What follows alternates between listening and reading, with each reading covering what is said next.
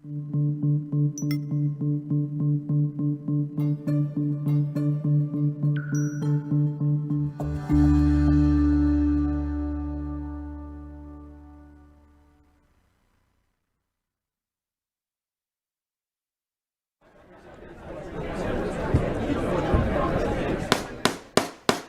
250,000. Now, but to get 275. But to get 275. 3. Now 300,000. Now 3 1/4. 325. But to get 3 1/4. But to get 325. Now half. Now but to get 300. And hello from Dallas, Texas. It's the Mike McGavel Jones Show, coming live from Lincoln Center in the center point of Dallas on the north side of town. And we're right here at Lincoln Center, right off the tollway and the LBJ Freeway.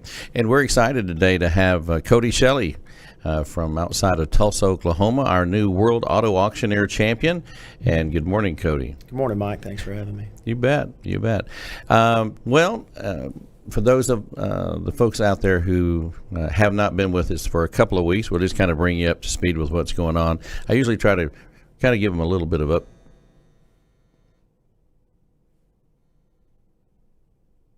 I was getting some interference there. It sounded like... My apologies, Mike. I think we're good. I think for their moment there, I thought I was being electrocuted, but... Sounded like it. Oh, that's all good. Anyway, so it's been kind of a busy few weeks. We're kind of wrapping up the fundraising season right now, and I just got back from Hawaii about 2.5 hours ago. So it was an early morning at DFW. I didn't even know people were up at that hour, and I'm used to seeing people getting on planes at 4:30, 5 o'clock in the morning. I'm not used to coming off of an airplane at 4 o'clock in the morning, but it was a full day, and the reason I bring that up is it was one of our bigger clients, which is Ducks Unlimited, and I know you're familiar with Ducks Unlimited. Ducks Unlimited probably has 500,000 members. It's a nonprofit that concentrates on conservation, water rights, easements, protecting the water tables and the grasslands, and then also habitat management. So I've been with them for about, I don't know, going on 20, 25 years, but we've been doing the auction on behalf of Ducks Unlimited for their national convention about the last 10 years. And so we had a big event. People were going, why are you going to, how many ducks are in Hawaii? And but from what I understand, much like other organizations, much like the National Auctioneer Association, they pick different places to go, and about every 20 years they go to Hawaii, and I think it's just kind of something they want to do. And a good friend of mine, Rogers Hoyt from down in Uvalde, Texas, is the outgoing president of the organization. He's now the chair. Great guy, and been a part of that organization for a long time. And then we've got another great friend. A little shout out to Doug Schoenrock from Tennessee, formerly Tennessee, now Alabama. And Doug will be going in as the president of Ducks Unlimited on the national level next year in Orlando. So that's where our next convention is going to be. So we're kind of wrapping up the fundraising season. I think we've got one more fundraiser before we call it a year until the fall sessions, and that all starts again, and people are going to know about that. But today, specifically, we want to talk about Cody Shelley. And Cody, I'm just going to take this from the very beginning. Okay. And you live outside of Tulsa. How long have you been up there? I've just lived there about 5 years. I grew up in southwestern Oklahoma around Duncan Lawton area, but moved up there to be closer to a major airlines where I could get flown in and out. And then about that time I shifted in my career, and now I'm driving again. So living out in the country is a wonderful thing. It is. Until you realize I'm going to actually have to get on airplanes and go somewhere. We lived on a farm, a family farm, many, many years ago, and I'm always talking about buying a place out in the country, but the problem is I don't have time to go to a place in the country, and if I were on the farm or on the ranch or on whatever property it is, it's getting back to catch those 5 o'clock in the morning flights that catch up with you. So tell me a little bit about when you were growing up as a kid in Oklahoma. Were you always interested in being an auctioneer, or is this something that, I mean, where did this come from? I think I've always been interested in being an auctioneer, just strictly from the standpoint of coming from an agricultural family. My dad raised and trained horses. Grandpa raced horses and was at every goat and chicken auction that we could get to on the weekends, and traveled with him a lot doing that, and gave me a hope of wanting to do it, but wasn't really my passion at all. I had really wanted to rodeo for a living. That was what I was going to do. I was going to be a world champion, and rodeoed through college, got scholarships and got a college degree because of rodeo, and it enabled me to get where I'm at now. But my path changed once I had to start paying bills of my own, and wanted to provide for me and a family also. So those things kind of changed, priorities differed. There seems to be a common denominator with a lot of people who would like to be in rodeo. And it's like you have this window of time, you have that opportunity because you're young and you have family support, and then the reality does hit, okay, this is great. However, the checkbook is getting leaner, and it's harder to make a living doing that. So right, they a lot of people say if you want to be a millionaire rodeoing, you might as well start with $2 million. So that's a good way to become a millionaire if you want to rodeo for a living. I like that. That's real good. So tell me about your folks. Tell me about who they are. My dad raised and trained horses for several different people. Showed horses, calf horses, and team roping horses. Mom's always been a school teacher. And then we moved to Pennsylvania for some time. When I was 11, 12 years old, moved back to the southwest part of the state there in Duncan, and my dad started shoeing horses there. He's a farrier. And Mom found a K through 8 school out in the country, and has been there for 15 years probably. She's getting closer to retirement, she tells me all the time. But and then I went to college with aspirations of being an auctioneer at that point. I kind of thought that's what I wanted to do. In high school rodeo, there was a few auctioneers there, car auctioneers, and I thought that was cool. Didn't know anything about it, but I thought that was cool. My plan was to work during the week and then rodeo on the weekends, because I could go to work and come home, but it had to be weaned. Yes. And they gave some guidance and some help. And then graduated college in 2012. Came to auction school in 2011, so I kind of knew what I was wanting to do. But graduated college in 2012 and was lucky enough to get a few jobs not long after that in the auto auction business. With still, and probably still today, wanting to be in the agricultural-based business, whether it be in cattle or horses, and fortunate enough to get to do a few of those too. So what was your major in college? Business management. Okay. And that's my mom's degree. That's what I was going to rodeo. Remember? Yeah, I was waiting to hear. That was Mom's degree. She wanted that degree, so we finished it and got it for her. So. Mm-hmm. And where did you go to college? Started in Vernon, Texas. Texas. 2-year school there, super rodeo school. If you want to rodeo, you can go there, because you can go to class and still rodeo, and the main focus there is rodeo. Yeah. And then went to Southwestern Oklahoma State in Weatherford. And ended up graduating from there. Yeah, it's really funny how often Vernon, Texas comes up in conversations I have. It doesn't matter where I am. I can be sitting in Los Angeles and talking to somebody, and we're talking about a ranch that somebody visited, and my great-grandparents are buried in Vernon. Really? And my parents were actually married in Vernon, which is weird, because they never lived there. It was just like, where do you want to get married? Oh, I don't know. Let's stop here. There's a roadside park. I don't know. Yeah, not much more than a roadside park in Vernon. I know. So you, who were some of your early influences in the auto auction, or just auctions in general? I mean, if you were just picking a name or two of people that you watched that you admired or thought, that's really a great chant. During the high school rodeo years, John Gary Collins was somebody that was pretty pretty instrumental.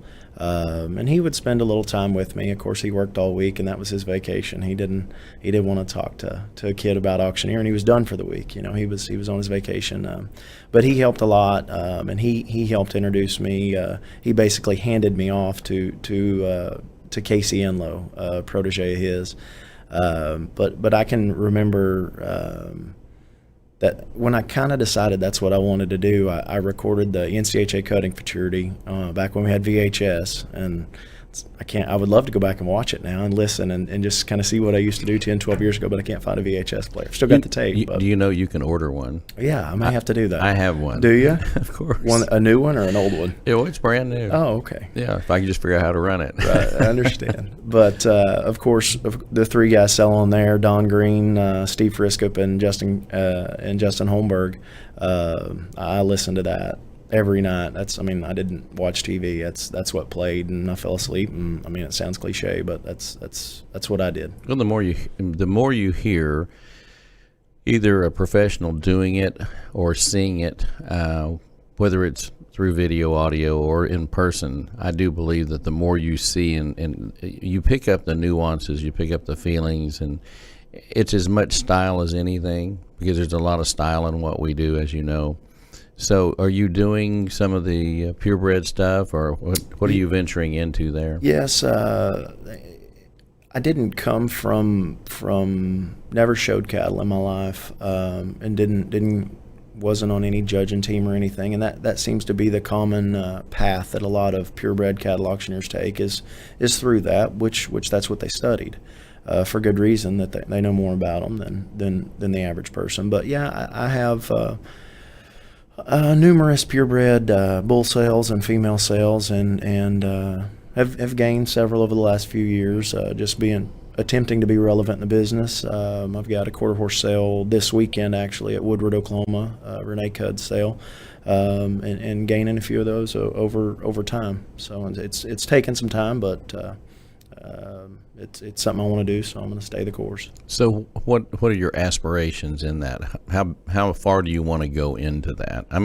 Would you quit everything else if that opportunity came about to where that's all you sold? Would you do that? No, I don't think for me, and that's something I want to make sure I do, is stay diversified, and that's the main reason for wanting in any of those, whether it be the quarter horse sales or thoroughbred sales or the purebred cattle, just a different avenue that I have the ability to go work and provide for my family, because it's ever changing. It's changed. I think I tried to add it up the other day when I went to work at Wichita, Kansas. I think it's been about 7 years in the auto auction business, and they were just adding lanes at every auto auction in the country, and it was perfect timing on my part for being young and wanting to get in. I had a lot of opportunity, but I see some people now trying to get in the auto auction business, and cars are shorter, and there's other avenues to sell them than just at wholesale auto auction, and I keep thinking, well, they're going to get an opportunity, they're going to get an opportunity, and I look back at my opportunity, and it wasn't easy, but it was there was more opportunity than there is now. So that's, who knows where we'll be in another 7 years. So that's kind of my take on, I want a finger in every bit of it. That way, if something does change, I still am able to go do something else. 20, 30 years ago, there was a lot of debate in the industry, and I was on a lot of committees with the national and the state, everyone was trying to figure out where the business was going to go, And so the big debate that I ran into was whether you should specialize or whether you should diversify. And for a while there, it was like, get all in. If you're going to be in this business, pick one, stick with it, either be the man or be the woman or whatever it is. And then, as you know, because of technology, the game has changed dramatically in the last 15 years, and that we keep seeing experiments with the major auto auctions. So give me the average week for you. So here we are. It's Monday. What happens tomorrow? Monday's my catch-up day normally. Monday's when I try to spend some time with my wife, and we generally run to Tulsa on Mondays, and run errands and make sure we've got dry cleaning for the week, and anything that didn't get done the previous 3 weeks, put it on that list, and try to catch up. We're gone a lot of weekends. If I'm not working, we're at a junior rodeo with my little boy, and my little girl's 3, and she's starting to want to be active. We have to take her pony everywhere we go with us now, which is a lot easier than her running around. And we know if she's on her pony, she's not going anywhere. But Monday's catch-up day. Tuesday I'll start the auction week in Dallas. Have one sale on Tuesday in Dallas, and then Wednesday will be 2 sales here in Dallas, one in the morning, one that afternoon. Thursday, 1 sale here in Dallas, and then head back home, get to be home on Thursday night, and then 2 out of auctions Friday in Tulsa, and then either we're heading to a junior rodeo or I'm headed to work somewhere on Friday evening. So what are some of the companies you're working for now? Work for Mannheim here in Dallas, work for Odessa here in Dallas, and then Odessa also in Tulsa, and then an independent auto auction there in Tulsa, Z66. And it's afternoon sale there in Tulsa on Friday. So when you came to auction school, what do you remember the most about auction school? You telling me to slow down. No, it was, I thought I was ready to come to get a license. That's why I was coming. I was coming to get my 80 hours in so I could get a license, and was already attempting to be an auctioneer, a bid caller, let's call it that. I was no auctioneer and still working to be a true auctioneer, but the business side of it was what I didn't even think, didn't consider that we would spend any time doing that. I thought it was just going to be strictly based on bid calling ability and developing a chant, and you know, and we spent more time being able to go into business when you left than about bid calling. It doesn't, if you can't get an auction to call bids at, it doesn't do you any good to be a bid caller. And that was probably the biggest surprise for me, was just the business side of it. That, and you telling me to slow down. I do remember that. I've been known to tell Yeah. a lot of champion auctioneers to slow down. Yeah, I remember that. Well, you know, the thing is, we've always said, and for the people who are watching that don't know anything about auctioneering, I mean, literally last night I was sitting in Los Angeles in the airport and having dinner, and we were talking to the lady that was waiting on us, and she goes, I've never been to an auction, but I'd love to go to an auction. So I think there's way more people who've never been to an auction than have been to an auction, and Absolutely. they don't understand. They don't understand because they always make fun of the fast talk. Right. And but it's like we always say in school, you know, speed comes, but you need as much clarity as you can get. And if they cannot understand your numbers, and they can't understand the what the chant is for, it's not just going so fast that nobody understands what you're saying. Right, and I just went fast. I had no foundation to lean back on, and that's, school slowed me down. And I can remember I left there and had an auction already scheduled, a Calcutta for a pretty large event, and I can remember just thinking how easy things were when I slowed down, and I had a foundation to stand on at that point, rather than just go as fast as I could, as long as I could, until the wheels fell off, you know. and Yeah. So it slowed me down enough to get some basics and a foundation to stand on. Sure. So how did you decide to, what was the first contest you got into? First contest was an Oklahoma State contest. I was a rookie. I entered the rookie division at Oklahoma, encouraged by John Gary Collins to enter. I think that would have been my freshman year of college, so it would have been 08, 09, something Okay. like that. And so what happened? Won the contest, and from that point forward, everything was easy. I was ready to run and go, and I was ready to enter the pro. Went back the next year, entered the pro, made the finals, and then I had to answer an interview question. And How'd that go? I was slowed down again. Once again, I was slowed down. But have been to the Oklahoma contest several times and made the finals. Just haven't had the opportunity to win. And having known now wish I knew then what I know now. I put work in front of a lot of things for a long time, and I want to work, but I'm trying to I made the decision if I could get a job, I was going to miss the contest because I was going to go get a check. Yep. And this point, I wish I would have went more. Yep. I went and watched this year because I couldn't be there on Saturday due to work.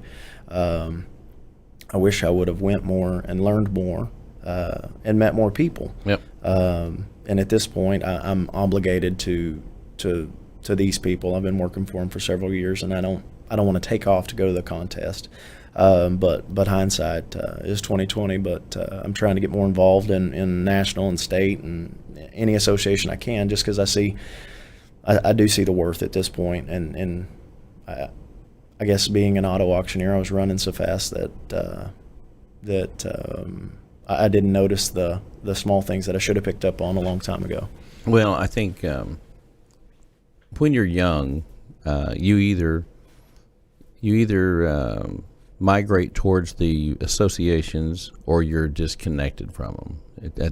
I've just watched it now for 42 years, and I see guys that could have been at a certain level or could have shifted gears and sold any.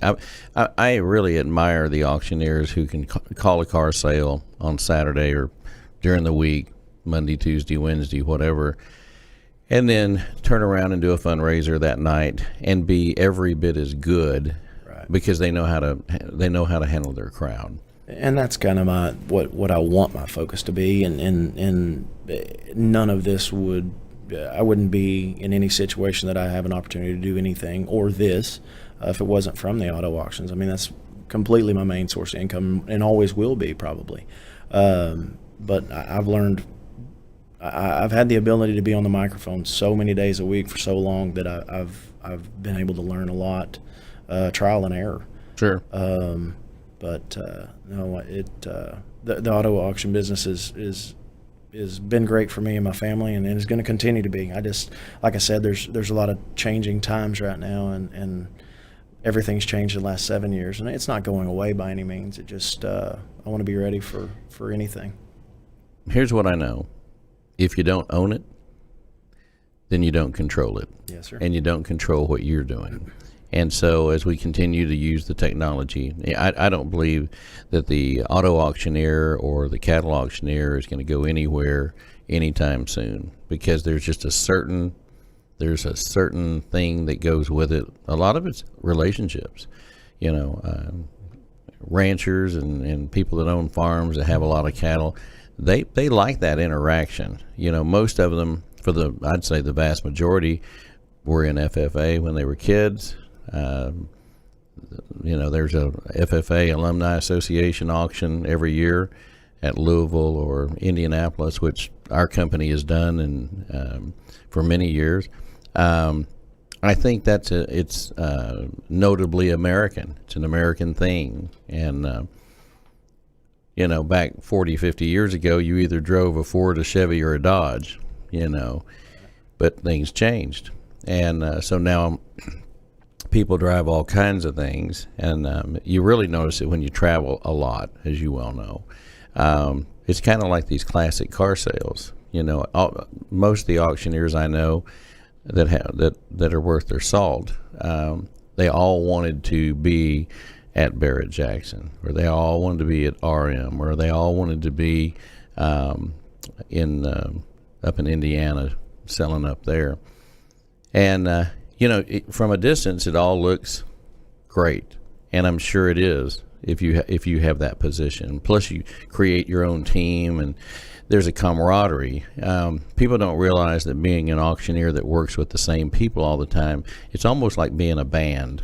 It really is, especially if you're selling businesses or companies, and you're in a town for a week or two or something like that. But it's just like when we go to Mannheim, which I've seen you there forever, and most we probably trained over half the people that work at Mannheim here in Dallas, and it's there's kind of a fraternal relationship, Yeah. As a matter of fact, speaking of Barrett Jackson, I got to go this January for the first time. Was asked to come out there, and it is a fraternal thing. That's a brotherhood, and maybe, like I said, that's kind of what I'd been missing from my state association or national association. Just I wasn't getting involved enough. Mm-hmm. But yeah, it was unbelievable experience. I've watched it. The same thing as like the NCHA cutting fraternity that I mentioned earlier. I would, it's recorded on my DVR. That's what I did. I listened and watched, and to get to walk in that first day, that was really cool. Sometimes you need to be pushed. Sometimes we're lucky enough to have somebody push us to get involved. I'll be real honest with you. I joined both the National and the State Association immediately after auction school. And so there isn't a year that I haven't been a member, and I'm a life member of the National now. But the funny thing is involvement. The involvement, I did go to my first national convention in the early 80s, like 1983. I think it was at the Shamrock Hilton in Houston, which was an iconic hotel. And what's interesting is I still remember so much of it. It's like a film in my mind. I can think of who was the president. I remember how I was treated. That was it was in our home state, so the state association was real involved with it. But you really, when you do that, when you get that involved, now at the same time, you're looking at, well, can I really take off that Friday, Saturday? And it's hard. It's a hard thing to do, especially if you have a family and you're trying to rack it up, and you don't want to not be there because you don't want to give that other guy a chance to take your job. Well, and that's, I kind of tried to make the decision in January to start investing in my future, so to start getting involved. And there's work will be there, but it won't be there if I don't learn. So I just that's something I'm trying to do now. Is be involved, and I want to be involved for the World Auto contest and things of that nature. Just Kevin McLaughlin writes a letter to the winner of the World Auto contest, and I won't tell you everything it says in it, but it's just it's tough to read and not get emotional about, because he's so emotional about it. But it didn't really dawn on me until that point that there are people looking at me, and I have an example to set, and I have an ability to influence the auto auction career contest, and anybody wanting to get in the business. So I have that ability now, which I turned 30 the day before the contest. So that's a really mature letter for me, who's been blowing and going, but really been trying to slow down in the last 4 or 5 months. Since January I made that decision, and so have the ability to help at this point. I don't feel worthy of helping anybody, but it's my duty at this point to help and grow the auto industry and be there for anybody who wants to be in it. I had a guy call me, I guess last Monday or Tuesday. No, it was probably Tuesday or Wednesday, somewhere in there. And he tried to contact me about a year or two ago. And you know who Pat Long is. He's been a friend of mine for about 45 years. And so this guy, he had his auctioneer's license, and he'd gone to auction school, back in the 80s, and he's fallen out of the cracks. And he wanted to work with an auctioneer, and he was calling me to see if I would work with him one-on-one. And I told him, I said, my biggest problem is I just don't have the time. I don't have time to take a day or 2 or 3 to work with anybody. That's almost like a job, and I did give him a recommendation. But you know what? When people when they say, could you work with me?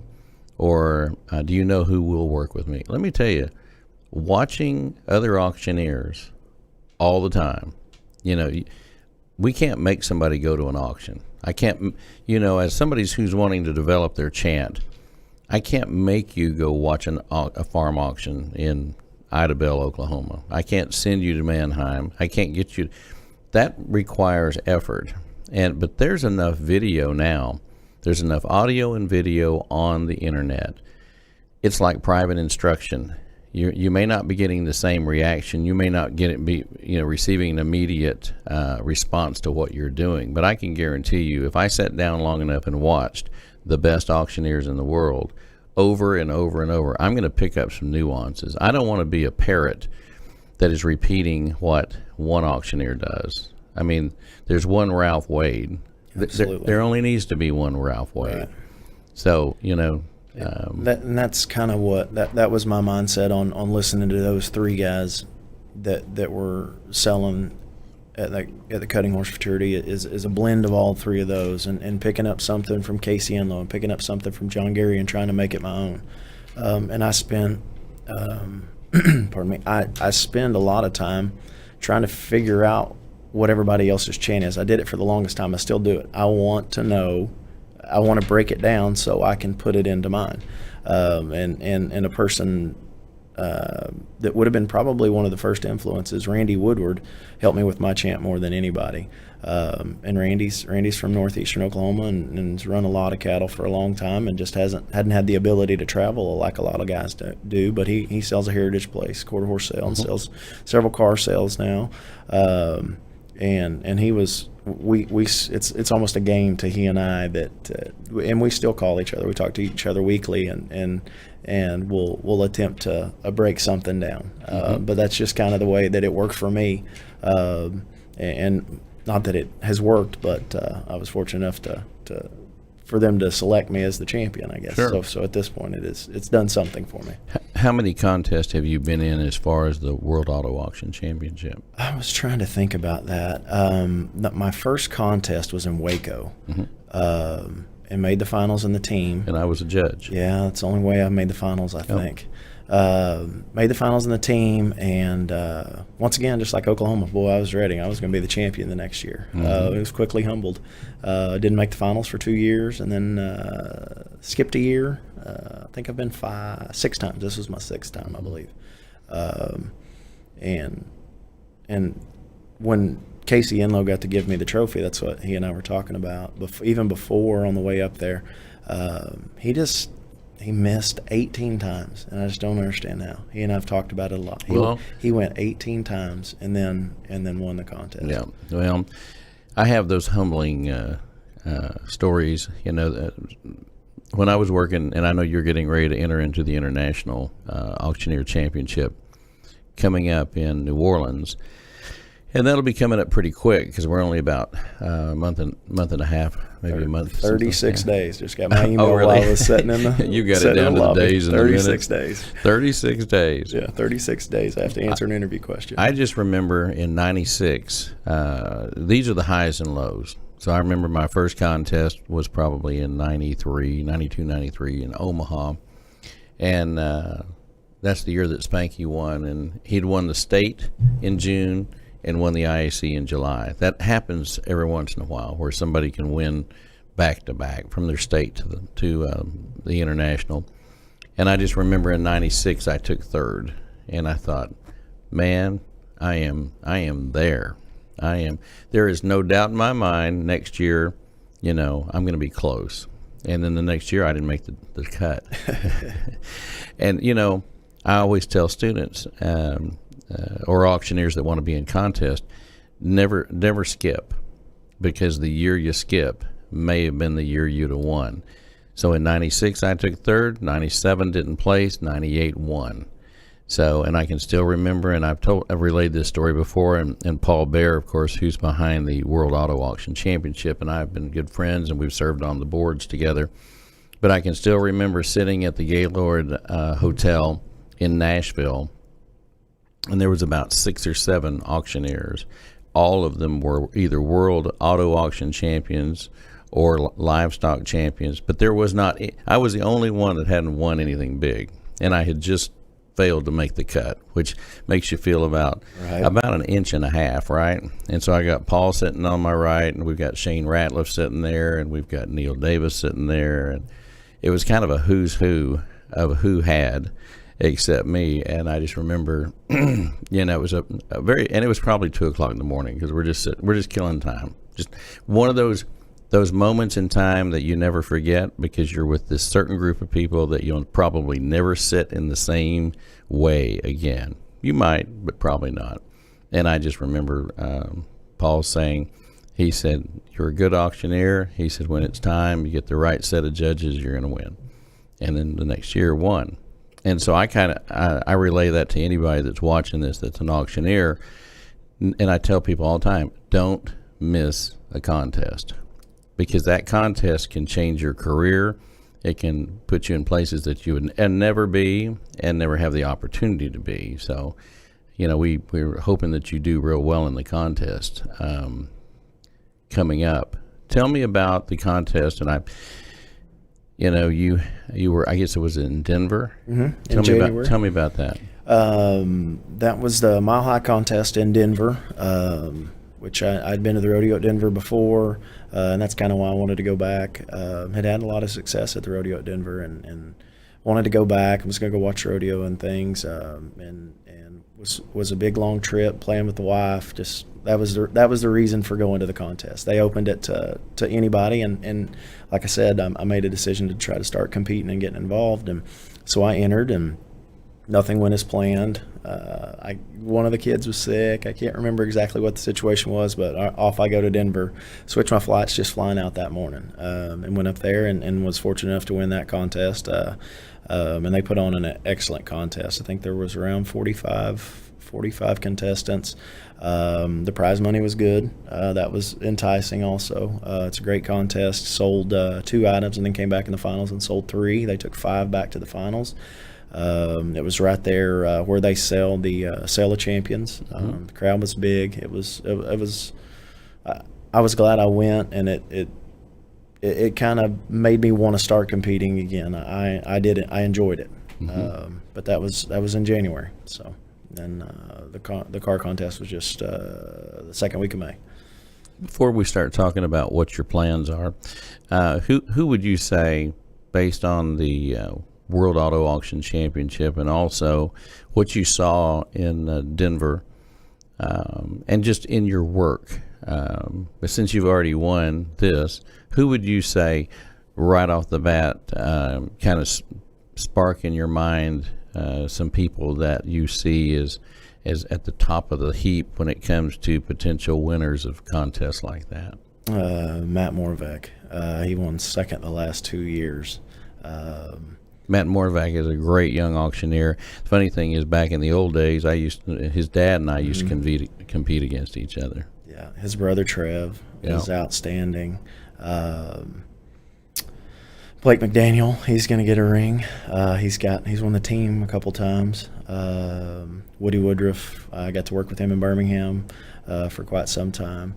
It's making me think I don't know how I won. Naming those guys, they're flawless. But like just happened to be my time. So well, you obviously had a good run, and you had good judges. Yeah, whenever you win, you had really good judges. The best judges they've had yet. And I was gonna turn around and go home. I got to the airport. I booked a late flight because I wanted to be home when I flew back in on Saturday. Yep. Once again, gonna go on vacation with my wife. Spend Monday, go to Charleston. Something else came up. She stayed home, took care of the kids and all the animals and things, and so I booked a late flight out of Tulsa, thinking it's spring. This is probably not a good idea, but worked in Dallas and drove home, took a shower, grabbed the bag she had packed, and headed to the airport. And got there and got through security. Got an update. American Airlines flight's been delayed. Yeah. I'm like, oh, they can't delay that because my connection's way too tight. Look, and I'm like, that's not going to work. And I had traveling to Atlanta and Birmingham for about a year. I figured out how to manipulate the system and get through the airport. So I immediately just left. Everybody went to the gate agent, and I left and went downstairs and went to the American Airlines Center up front, and they put me on Delta to Atlanta. I knew if I could get to Atlanta, I could drive. Yep. And flight was delayed. Wasn't going to make the connection from Atlanta to Charleston. Well, then, so I make it there. I'm good. I'm going to drive. It's going to be an all night drive. So I run to the next gate to Charleston, get there. Well, you're not on here. Well, I understand it was overbooked, but since it's been delayed, people missed, can you put me on? Nope. The pilot said, I'll race you. So he was standing there at the gate, and he said, I'll race you. And I said, well, let me get my car first. So I went and got a rent car and drove. I got there at 4:45 and took a shower and was there at 6:30. It was a long day, but probably was more rewarding doing it that way. But and I didn't want really even care to make it there to compete. I had talked to 4 or 5 buddies that week. Hey, buddy, can't wait to see you. Excited to see you. And I was like, I'm not going to get to see them for another year because there's a lot of people I don't get to see other than at the contest. Yep. So I was like, nope, I'm going. I'm going to make it. So I rented a car and drove and got there. And strictly not for the reason of competing, but just that brotherhood that you talk about. I mean, it's just that's what made me go. No, there's nothing like it. There really, I mean, in our industry, yeah, there's a lot of lone rangers. There's some auctioneers that are they're on their own island. They don't really mix. They don't go to events. They just go do their thing. They get locked and loaded and make their living, and when it's over with, they disappear. You don't see them at all, and they don't even want to talk to anybody. Right. And but I'm just the opposite of that. I like to be around like-minded people, and I like to see people that love what we do. Just love what we do. I don't think there's a greater industry for enjoying what you do. I get asked that all the time, every day. They say you must really enjoy your work, and it's a cliche that if you enjoy what you do, it's not work. And but my main thing is I watched my grandparents work hard. They worked really hard, crazy hard. Once you watch somebody work on a farm and raise crops, or work for the Soil Conservation Service, digging post holes around private lakes all over the United States, or working in the oil field. What we do, we got a pretty good gig. If you can be on a microphone and selling something, that's not post hole digging. Absolutely. My dad, that brings back memories. There's been 100 times I've said, hey, show me how to shoe that horse. Show me how to do that. Nope, you're not going to do this. And he still to this day will not, absolutely not. If something's got to be done around there, he does it. It's not an option for him. It never was. He wasn't going to let me pick a horse's foot up because he didn't want me to work that hard. He wanted me to go do something else. And I probably could have fallen in behind him and been just fine, but I didn't really want to work that hard anyway. I just kind of wanted to know how to do it. There was never any part of me that aspired to be a farrier. I can assure you that. Well, I always talk about living on a dairy farm when I was a kid, and people don't realize I didn't live there that long. It was the period of time I was there that left the greatest impression. That it's really where I got my basis for working hard, because I was around working people. And after you put hay up in a barn, and we didn't have the equipment that we have today. Right. You're not rolling bales. Back then it was square bales and it was twine, and you were doing something if you actually had steel, where you could bale your stuff. And I think about all that stuff, and it was a different time. We're talking back in the 60s, and but that one period of time was probably the most influential in my life, and probably living in those circumstances with your parents obviously had the same kind of impact. Yeah, it did, and I got to make this statement, and don't know where it came from, but it wasn't because I was not prepared to win, but I got to kind of honor them a little bit when I won, and they allowed me to say something, and I've reflected a lot on it since I said it. But my mom and dad always put me in good situations, no matter what. They weren't in the auction business. Like I said, my dad would buy a few horses at auction, didn't sell many at auction. And mom was a school teacher, but they never allowed me to be in a bad situation, and that's kind of what I go back and reflect on, is just they work all day, every day. My dad's the type of person, well, let's go in and sit down. Nope, we're not going in and sitting down. You go in and sit down, that's fine. But, I mean, he'll go pick rocks up. He's looking for something to do. Move them to a different spot because he's not going to go in and sit down. But I guess a different generation of people too, and that was just him. That's what he's used to doing, is working hard. Do you have any brothers and sisters? No. I always told my mom she couldn't have done any better, so she better quit. Yeah, she was in labor for a little over 20 hours with me, so wow. she was done. She earned it. She had enough. Yeah. What about you're married? Yep. So yep. Wife Ashley, 2 kids, Jacob and Bexley, 9 and 3. Little boy rodeos, little girl. She won't be far behind. Oh boy, we're in trouble. You're in trouble. Yes, very much so. But wife, I don't allow anybody to count the horses at our house because I don't want to know. Wow. but there's too many. She's going to listen to this and be mad that I said there's too many, but no, she stays busy with them and the kids. So do you have some land up there? Not much, just 9 acres there, but we've built a horse facility there that we're fixing to sell. We're relocating the Burleson area, just about 10 acres outside of Burleson. And that's all I ever wanted was thousands of acres and hundreds of cows, and I'm looking for the time to take care of any of that at this point. Yeah. 10 acres is a lot when you're not there. My parents came up this weekend. We mowed and weeded and did things that didn't, and of course the rains have been crazy. But I told my dad last night, I was like, we've worked 2 days straight just getting back to even, and so 10 acres is plenty for me at this point. So how old are you now? Just turned 30 in May. 30 in May. Wow, I can't remember 30. Where do you see yourself in 5 years? Hopefully in Burleson, Texas still. I don't want to move again. Every time I move, something changes, and I'm ready for some consistency. I want to be a business owner. And I think the dad in me is starting to see different things than the 20-year-old Cody. I want something for them as a contract auctioneer with whatever avenue it may be, whether it be cars, cattle, horses. I can't really gift that ability. I can help, but I can't give that job to either of my children, and they may not either one of them want to be in the auction business. But at least I'll have a business that has a book of business. That if they decide to join, I would like to have a family auction company if that's the way they want to go. But I want to be a business owner in the next 5 years. You know, my roommate back in 1983 at the National Auctioneers Association convention was an auctioneer by the name of Danny Green. I don't know if you know Danny Green.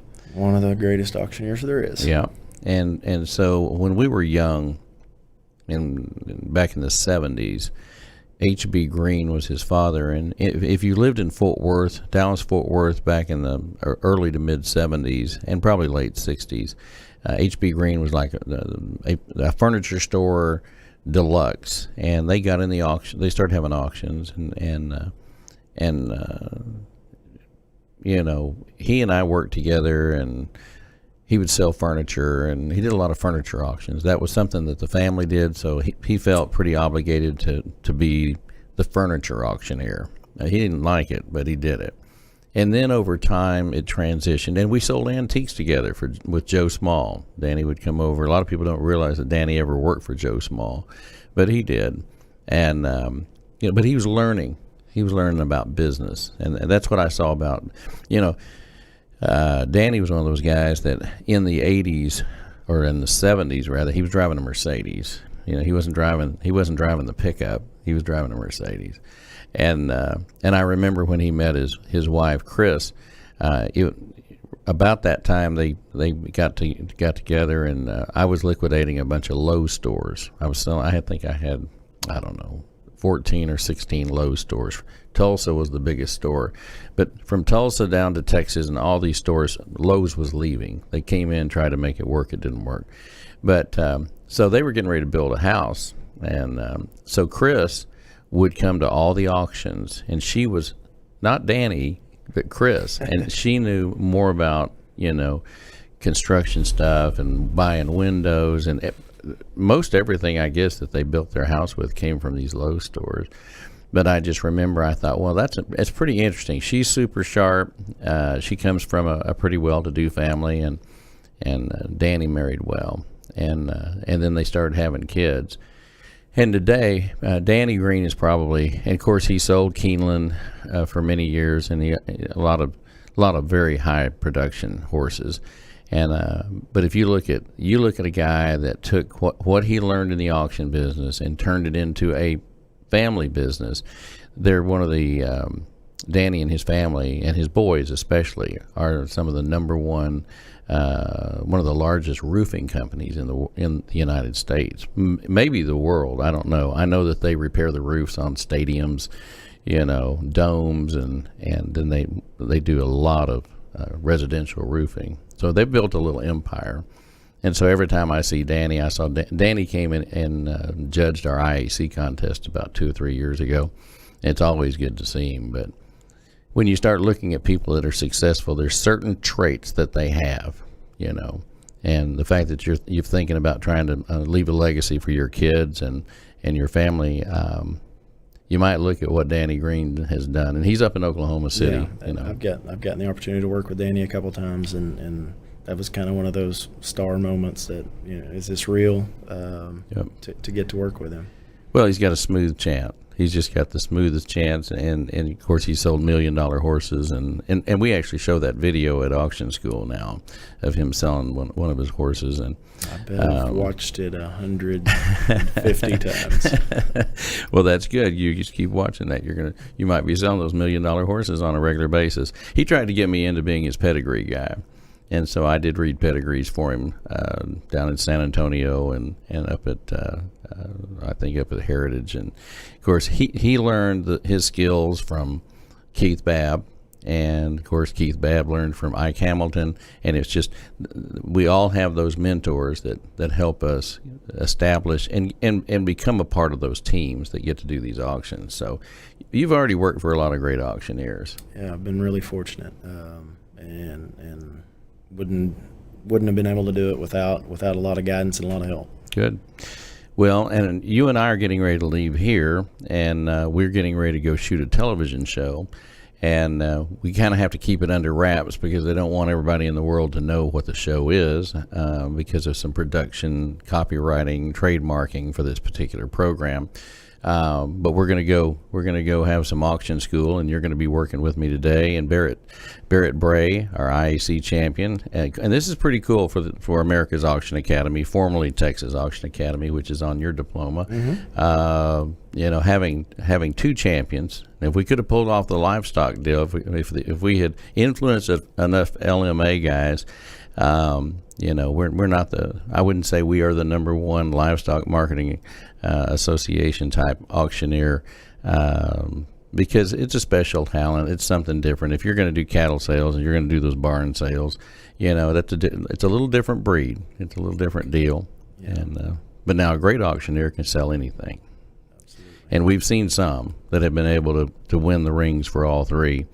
There's been a few. Yeah. But here again, selling cars is one thing. Working in a sale barn is something very different, My hat goes off to those guys. The amount of hour, I can't sit still that long. Yeah. I mean, they the long nights. I mean, sometimes past midnight and 8-hour shifts, and I guess if that's the path I would have chosen, that's what I would have done. But those are marathon runners for sure. They earn every dollar Absolutely. They get. Yeah, it's a rough road. It's a rough road. Absolutely. Well, look, Cody, I appreciate you being on. We look forward to watching you develop and grow and become even bigger and better. And good luck with the IAC next month in New Orleans. It's 30 how many days? 36. I got their email while I was sitting in the lobby. Well, that's great. So we're going to go over and work with some students that'll be on TV. And we just want to thank you for being with us and making the trip down from Tulsa. And we'll say thanks. And on behalf of everybody that's part of this show today here in Dallas at Lincoln Center, the part of the Mike McGavel Jones Show, we appreciate each and every one of you. God bless you. We look forward to seeing you next time. We'll have another great show for you. Until then, we bid you adieu.